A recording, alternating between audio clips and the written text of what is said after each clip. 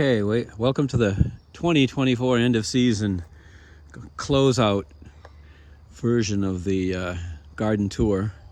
I intended to start this before I picked everything, but I forgot. So instead I'll have to let you see what I picked. And other than the Brussels sprouts, this will pretty much be it. I got lots of cute of these peppers. Swiss chard, got lots of Swiss chard in there. So it's lots of peppers, Swiss chard, and a whole bunch of the small tomatoes that are green. They've been getting red, more of them getting red. So we'll let them continue to try to change to red. That's my booty for the last time here. I'll just kind of go around here and we'll talk about how the season went. I think overall I would give the garden a B+. It was very good. An A would be if this was all in full sun and I did all the right things, but I didn't, and it isn't. So what are you gonna do? So anyway, I got lots of tomatoes. We'll just walk around the places that I've picked clean. I'm going to be pulling all these out of the plant things I planted in there, the buckets. It's gonna be all this is gonna be pulled out here within a week. It's not now, but within a week I intend to have this all pulled out and raked out, have the whole garden raked out. There's all kinds of debris here. Just yesterday I went around with a mower in the backyard here and I pulled up so many acorns, and you'll see in here how it kind of looked outside, although probably much worse. So I'm also doing switch handing here.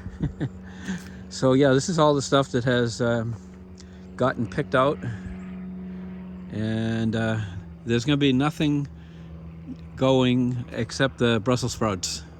Everything else will be pulled out and then cleaned up best I can. This Brussels sprout I don't think is going to be usable, so I think that's going to get pulled out too. I moved another one out into the sunlight. It might get something, but most of the ones that grew in here did poorly, so I won't have any more Brussels sprouts in here. It's just not worth it. They don't get what they need. The one that I kept out there, two of them I had out there, they have done dramatically good, which we'll see. We'll get there in a second.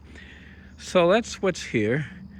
I have gotten the idea that the garden in the first 4 rows, that ends right around this area, that's as far as really is worth even growing anything.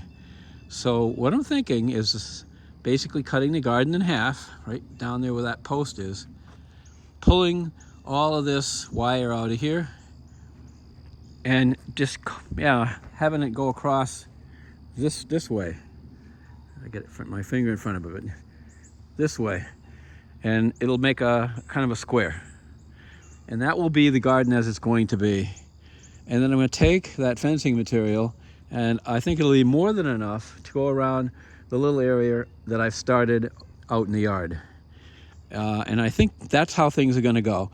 And then I'm going to have to tear all the stuff down once that's exposed and rake it out, pull out the coverings, plant grass, and pull out the Jerusalem artichokes over there and either eat them or maybe plant them somewhere else, like in here. We'll see.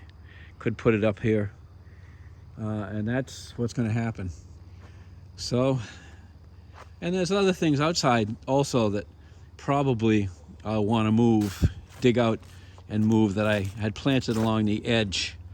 As you can see, I did get just a tiny bit of a taste of what a wall of glory could look like elsewhere. Maybe around the garden on the outside here, if I do it right. But these are seeds that had multicolored wall of glory. Here's the color of the old one. And some of these have grown right up out of pots because they may be annuals, but they seed themselves pretty nice. So they would come up every year. They kind of were perennial. So at the end of the season, I'm getting a lot of them to look at, which is gorgeous. and I have this video to look at. So anyways, exit here and take the final look at the other part of the garden. And oh, also we picked all the apples out of the apple tree over there.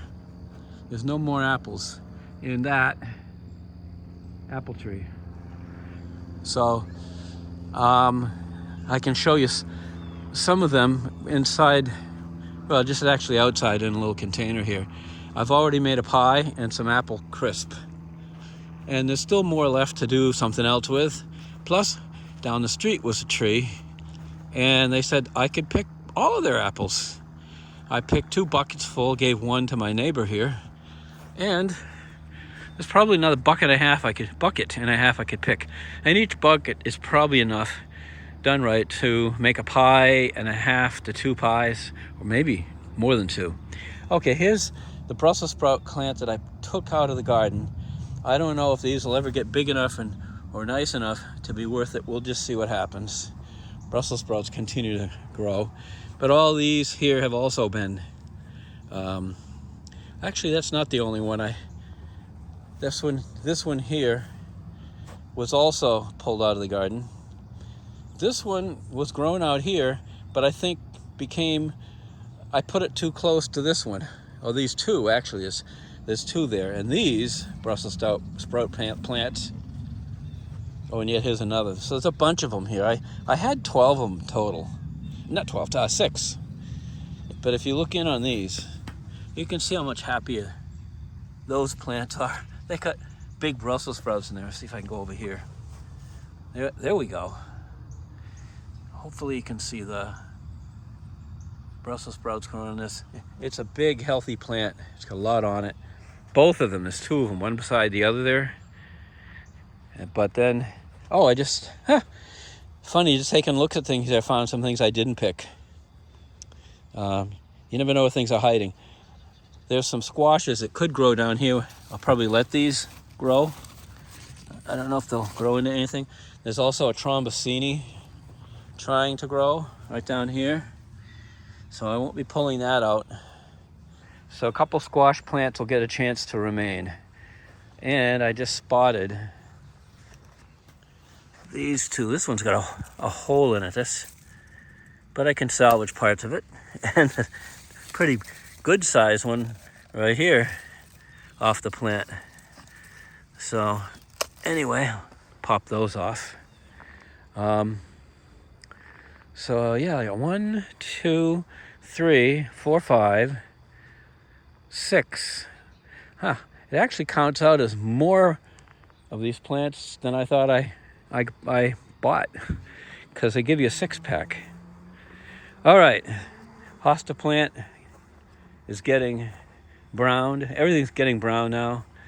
Those are getting brown, and so forth. I'll get back to you later. Better half is looking for my attention. I don't think she wants to be on the video.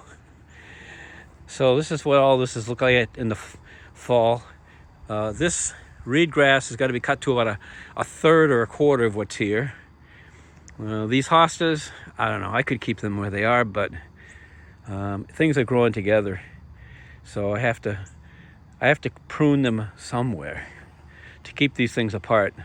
The reed grass and the irises here are the biggest problem, and these are peonies. And this, I think, is the remnants of an old, chrysanthemum mums, because they're blooming like crazy right now.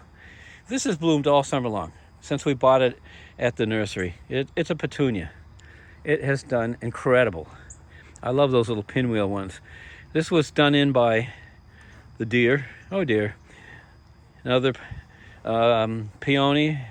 These are mums that are looking like they're eventually going to flower, but they were planted in previous years, and I put them in the ground after we used them in the pot. Over here on that bush, which I got to put these in my pocket. Those are petunias as well. I think I already told the story of them, but we had a pot that had those petunias in it. It obviously dropped seeds down there, and one of the seeds either blew over. It was in the right spot. It germinated, but it was germinating up underneath this bush somehow. I don't know how. And so it's grown outwards. It's grown outwards. But yeah, this is some of the stuff we've played with in pots and otherwise out here. It's been a good season. There's a little bit of tickweed flowering here. Just a little bit. Tons and tons and tons of irises. They just get away from you. You dig up a whole bunch of them and move them somewhere else, they come right back where they were, and bigger and better than ever. I don't know how you get rid of. Maybe you have to spray them with something like Roundup, spray and die or something to really get them. So backwards here around the house.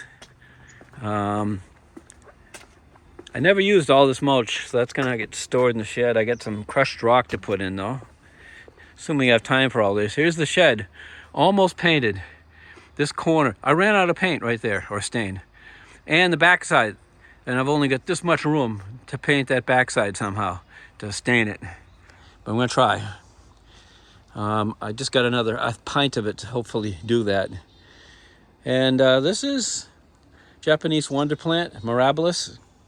You're gonna see another one in a second, but this is a really old one. The tuber on this down underneath is huge. So when I put it in, the animals don't dig it up. I don't know why, but they don't. I bought a bunch of tubers. This got to be cut and trimmed with my hedge clippers. I planted a bunch of those tubers. Every single one got dug up and eaten. So now that I know that's going to happen, I'm going to be aware, and I'm going to put protective caging and weights on it so that it can get going. That is what I did with this. I forgot to show this off. This came from seeds, Mirabilis seeds.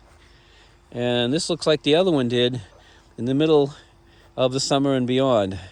It's not blooming right now, but it generally blooms late day or early day. But it's gorgeous when it is. And this is doing a lot of blooming. I just threw a bunch of seeds in here, so there's going to be a crap load of tubers down in this thing, which I will dig out, protect for the winter, and then I will protect them when I replant them next spring. So that's the plans rather, and what's going on. So I'll take this area here, and I'll make a larger square here to put pots and things, but not much. And maybe have better rows than what I had here. Although I really think the crowding helped keep animals out, like deer and things. So it might have been a good thing and a bad thing. It worked for me. It worked for me. Oh, and I guess I should show, maybe I did. Yep, more morning glories. The old morning glories that shed into this pot previously when that pot was in the garden.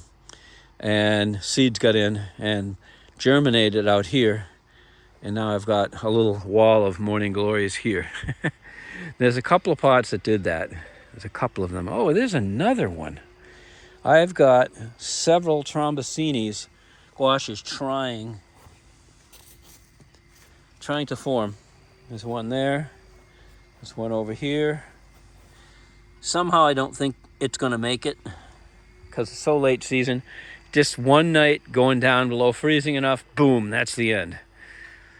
So I guess that's it. That's my closer for the season. This garden here, everything in it is going to be pulled out and then turn around. This is where I'm staging everything, right along here. I'll put it all there, and I'll mow down the lawn, and that'll be that. So that's it for this year. And not too much more to talk about. Take care. See ya in the spring 2025.